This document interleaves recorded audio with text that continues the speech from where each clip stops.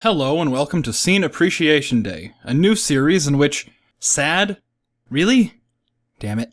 Scene Appreciation Day is a new series where I'll highlight really good scenes that make me happy to be a person who consumes media, or where I focus on a very specific aspect of something that I have no interest in covering in full, lest you begin to think this channel is nothing but bitching and moaning, because I have a lot to bitch and moan about. So, without further ado, today's scene is from Psycho-Pass. This is the best establishment of a relationship that I've ever seen, and all in all, one of the best deliveries of visual exposition that Edgar Wright isn't responsible for. When people think of exposition, they probably think of something like this. Why did you leave the flotilla?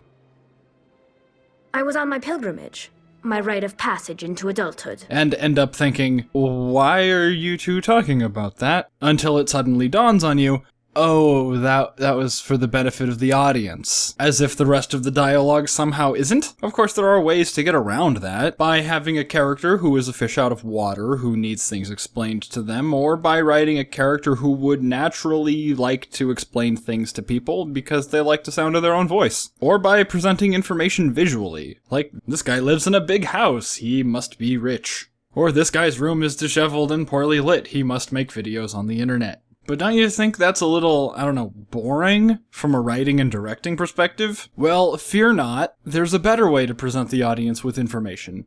Context! Now, I wish I could play this whole scene out unbroken for you, but I can't, because YouTube and Funimation. So I'll stop periodically to explain in great detail what's going on.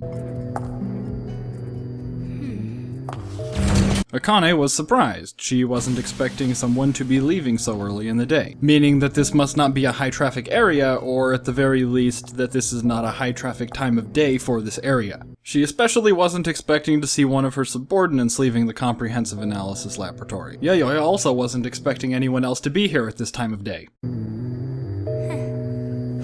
Akane doesn't make a big deal out of it, and Yayoi doesn't show any reaction at all. Shion demonstrates how practiced and efficient she is at putting her clothes back on. Excuse me, but I'm trying to find the analyst Shion Kuranamori. And she's smoking, which sure is a telling idiosyncrasy. You found her. Now who are you? And this pause is to remind the YouTube copyright bots to fuck off. Also, Shion's not wearing a bra. Akane tenses up as she realizes just what she was a couple of seconds away from walking in on.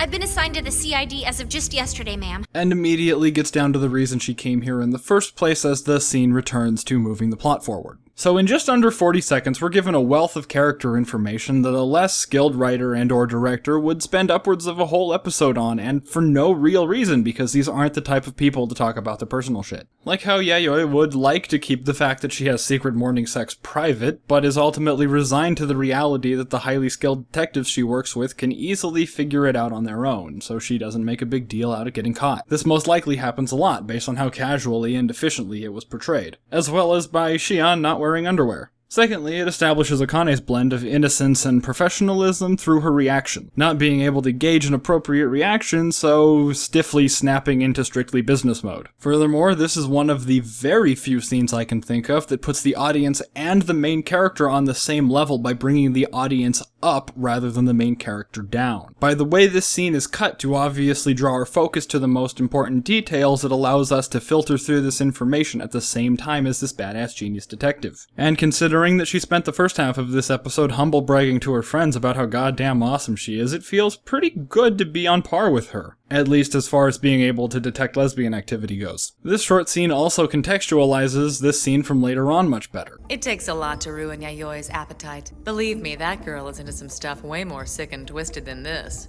Without that information, you might think the sick and twisted stuff Shion is referring to is the reason that Yayoi is a latent criminal in the first place, instead of a jab at her girlfriend about her sexual proclivities.